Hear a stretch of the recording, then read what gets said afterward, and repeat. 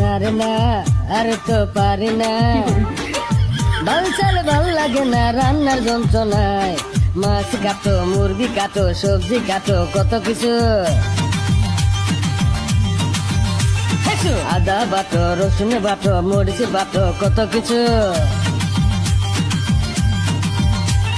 পিঁয়াজ কাটতে গেলে হয় কি হাল, সব দুইটা নদী হয় লাগে যাও।